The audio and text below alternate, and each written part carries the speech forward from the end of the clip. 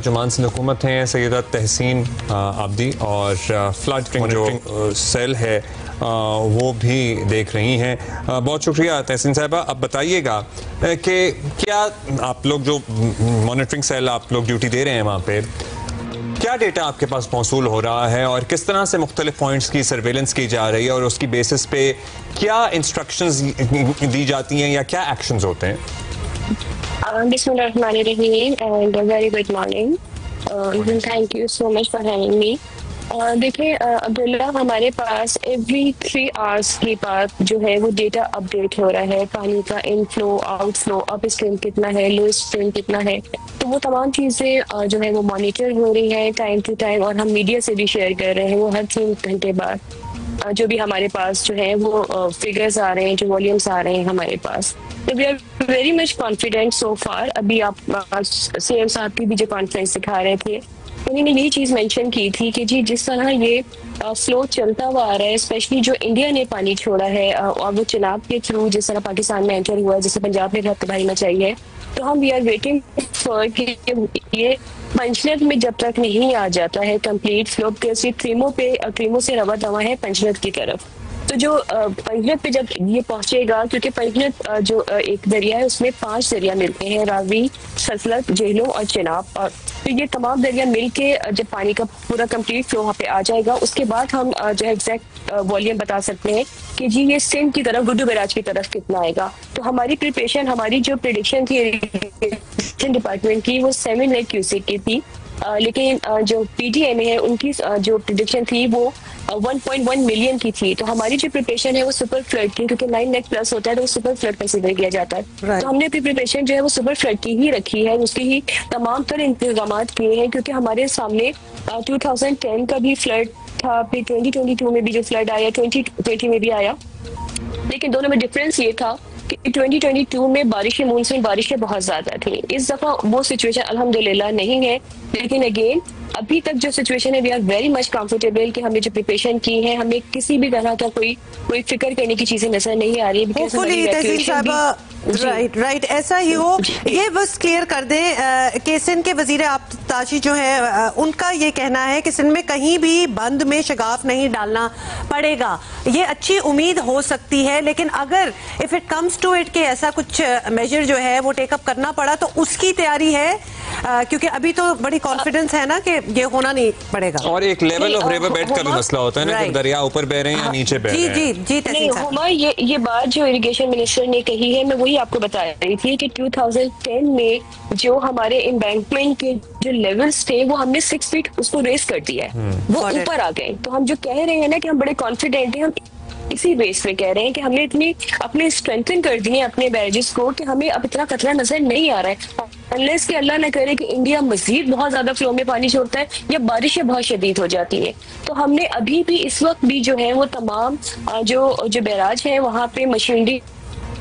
हमारी डिप्लॉयड है, अभी भी काम चल रहा है वहाँ पे, तो इस वजह से हमें कोई ऐसा खतरा नजर नहीं आ रहा है। अच्छा, when you say कि हम prepared हैं सुपर फ्लड के लिए, तो हम किस तरह से प्रिपेयर्ड हैं? जाहिर है कच्चे का इलाके में भी फसलें होती हैं, लोग होते हैं, गांव होते हैं, रिहायशी होते हैं, क्या ऑलरेडी अब पंजनद के अतराफ और आगे के एरियाज को खाली कराना शुरू कर दिया गया है? गुड्डू तक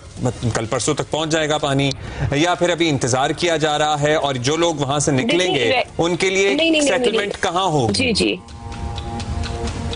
देखिए, इवैक्यूएशन का काम हमने काफी पहले से स्टार्ट कर दिया था, लेकिन आपको भी पता है कि लोग बहुत रेजिस्ट करते हैं, वो नहीं निकलना चाहते अपने एरिया से। और यहाँ के स्पेशली जो कच्चे के एरियाज हैं उनकी बड़ी प्रैक्टिस है। अभी अगस्त में 5,05,000 क्यूसेक वहां से गुजर भी गया और लोगों ने इवैक्यूएशन नहीं की। उनको पता है कि कितने लेवल पे पानी आना है, कितने लेवल पे निकलना है। हमें जो कॉल्स रिसीव हो रही है हमारे मॉनिटरिंग सेल में, वो बार बार यही पूछ रहे होते हैं कि जी अब कितना पानी है, अब कितना पानी, मतलब वो उनकी जो अपनी जो असेसमेंट है वो उस हमारी जो वार्निंग्स होती हैं उनको भी वो इग्नोर कर रहे होते हैं। लेकिन हमने जो स्टफ ऑफ जो प्लान किया, जो मैं आपसे कह रही हूँ कि we are very much confident कि हम बाय फोर्स भी निकालना पड़ा लोगों को तो हम निकालेंगे। हमारे पास अभी 2-3 दिन का टाइम बाकी है ये जो बुड्डू को हिट करेगा, ये मोस्ट प्रॉब्ली जो 6 की मॉर्निंग को शायद ये हिट करेगा। तो कहाँ लेके जाएंगे, उसके लिए क्या इंतजाम किया है? कोई रिलीफ कैंप बन गए हैं? सारे जी हमारे रिलीफ कैंप्स बन गए हैं। हमने टेंट्स भी बनाए हुए हैं। स्कूल्स की बहुत सारी बिल्डिंग्स हैं जिनमें उनके लिए इंतजाम किया, और न सिर्फ उनके रहने का, उनके खाने पीने की, उनकी अद्वियात, और जो फ्लड के बाद जो डिजीज होती है जैसे स्नेक बाइट्स हैं, डॉग बाइट्स हैं, उसकी जो वैक्सीन्स हैं, बेबीज की वैक्सीन्स हैं, वो तमाम चीजें, डॉक्टर्स तमाम लोग ऑन ड्यूटी हैं, कमिश्नर्स, डिप्टी कमिश्नर्स, तमाम लोग जो है वो ग्राउंड पर हैं। अच्छा, कहीं पे भी कोई जी राइट, कुछ चीजें वैसे इसमें रिलीफ कैंप्स में हम भी सजेस्ट कर सकते हैं, because we been talking to a lot of जी साफ क्लीनिंग टॉयलेट्स, क्योंकि अभी हमारे पिछले घंटे में तमाम चीजें हो गई अब्दुल्ला, toilet, mosquito nets as well, क्योंकि वो भी बड़ा जरूरी है। मैं आपसे डेटा शेयर कर लूंगी अब्दुल्ला मैं थोड़ी देर में, कि हम कौन कौन सी चीजें, पीडीएमए भी इस पे बहुत जबरदस्त काम कर रहा है, और अगर कुछ लोगों की इवैक्यूएशन टाइमली नहीं हो पाती, सपोज क्योंकि लोग रेजिस्ट बहुत कर रहे हैं, बहुत ऐसी फैमिलीज हैं कि वो नहीं निकल पाती, तो उसके लिए हमने बोट्स का भी इंतजाम किया हुआ है। उसके लिए हमारे साथ आर्मी भी हमारे साथ हमें सपोर्ट कर रही है। It's also going to be a big test for a lot of improvements जो सिंध हुकूमत ने कहा, क्लेम किया कि हमने किया, जैसे सखर बराज पे 14 गेट्स का बदलना। ऑब्वियसली एक एक्सपेक्टेशन है कि अब जदीद टेक्नोलॉजी भी है और बड़ी लेटेस्ट ये चीज हुई है, तो उनको भी विथस्टैंड वो कर पाएंगे इस सैलाब को कि नहीं, तो ये भी बहुत बड़ा एक इम्तिहान है। देखिए, हमने अपनी तरफ से 100% जो है वो प्रिपरेशन कर ली है, और हम अगेन कह रहे हैं कि अभी till now we are very much comfortable, कि हमें ऐसी सच कोई ऐसी सूरत हाल नजर नहीं आ रही कि हमारी फर्स्ट प्रायोरिटी है कि लोगों की जानों को बचाना, सेकंड है कि लाइफ स्टॉक बचाना,